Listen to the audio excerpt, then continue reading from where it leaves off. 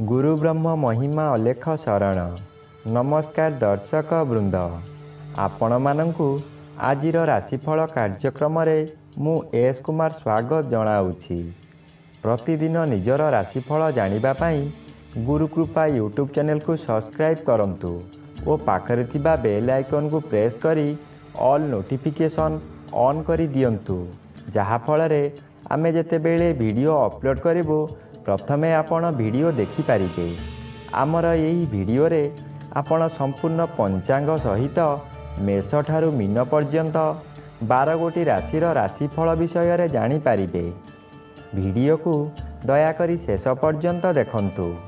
वीडियोटी भल लागिथिले वीडियो को लाइक करंतु एवं आपणक प्रियजन पाखु शेयर करी जणांतु।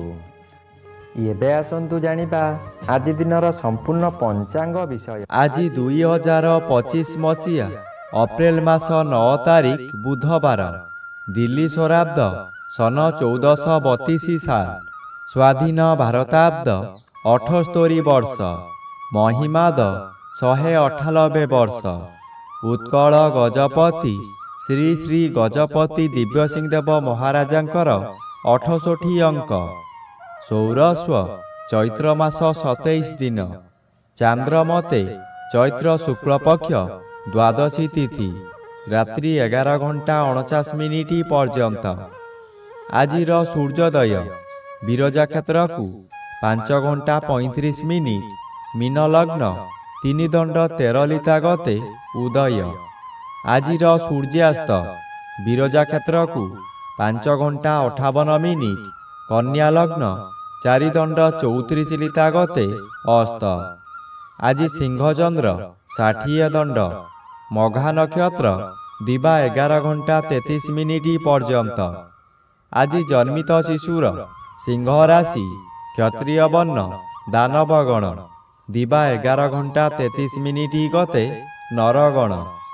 आज मृत व्यक्तिर रात्रि 11 घंटा 49 मिनिट मध्ये एक पाद पुष्कर दोष।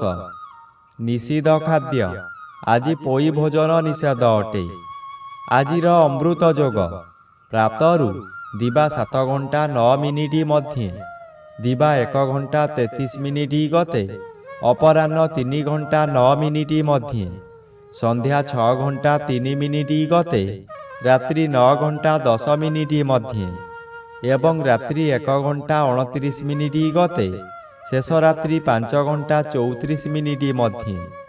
आजिर महेंद्र जोग अपराह्न 4 घंटा 50 मिनिट गते 5 घंटा 58 मिनिट मध्ये एवं रात्रि 9 घंटा 10 मिनिट गते 10 घंटा 46 मिनिट मध्ये।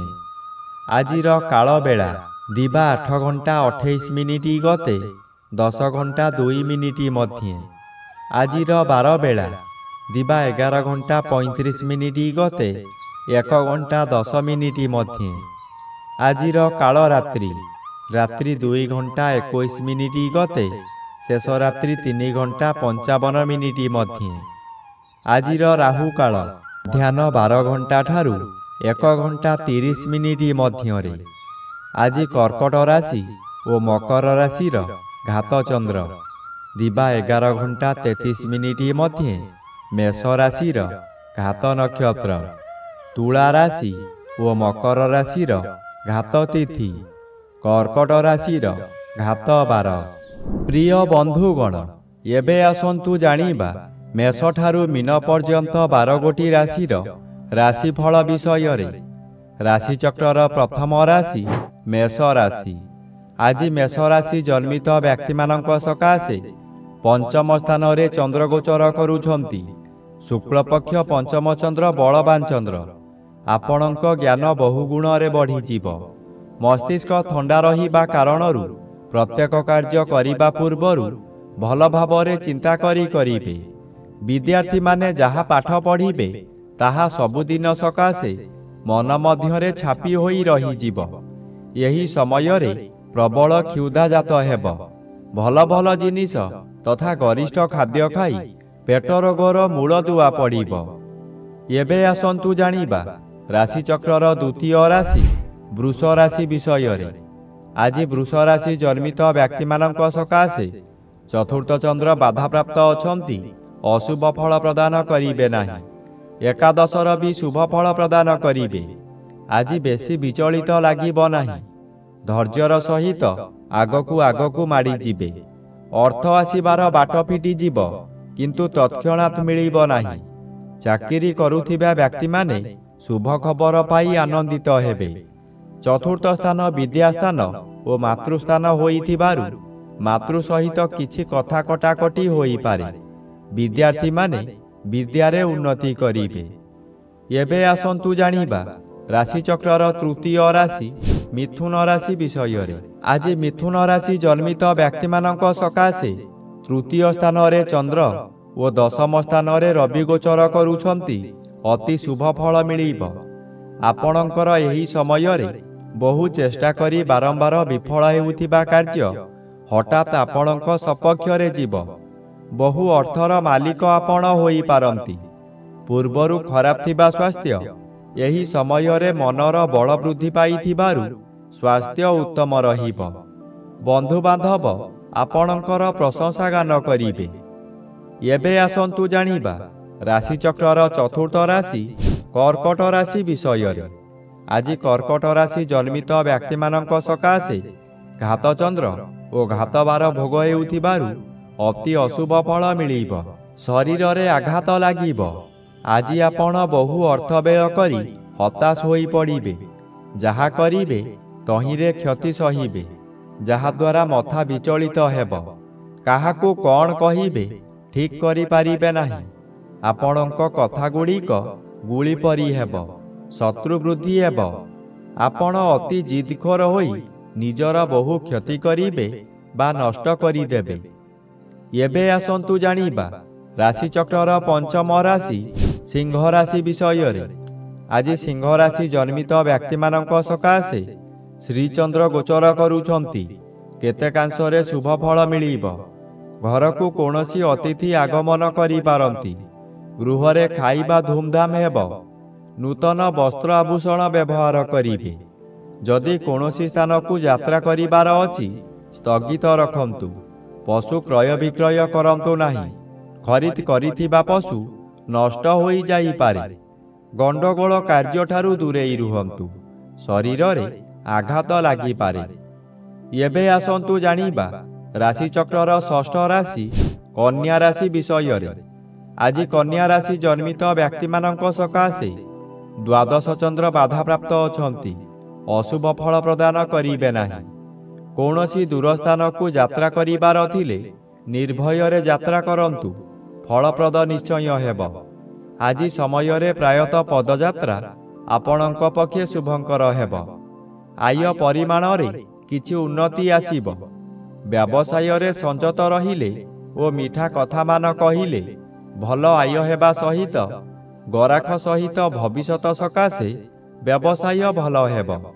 ଏବେ ଆସନ୍ତୁ ଜାଣିବା ରାଶିଚକ୍ରର ସପ୍ତମ ରାଶି ତୁଳା ରାଶି ବିଷୟରେ।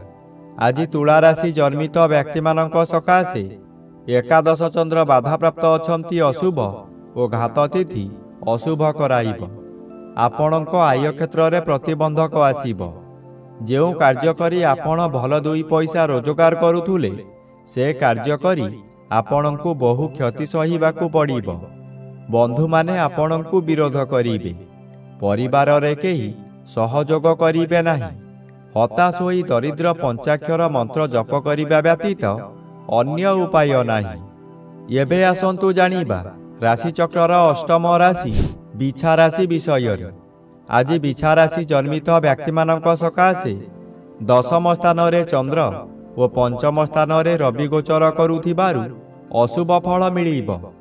ଆପଣଙ୍କ କର୍ମକ୍ଷେତ୍ରରେ ଉଚ୍ଚତର ପାହ୍ୟାକୁ ଉନ୍ନୀତ ହେବେ। ଏହି ସମୟରେ ନୂତନ କର୍ମ ମଧ୍ୟ ମିଳିବ। ଯେକୌଣସି କାମ କରନ୍ତୁ ତହିଁରେ ସଫଳତା ମିଳିବ। ଉପରିସ୍ଥ ଅଫିସରଙ୍କଠାରୁ ପ୍ରଶଂସାମାନ ମିଳିବ। ପ୍ରତିଷ୍ଠା ଲାଭ କରିବେ। ସୁନାମ ଆପଣଙ୍କର ପ୍ରାପ୍ତ ହେବ।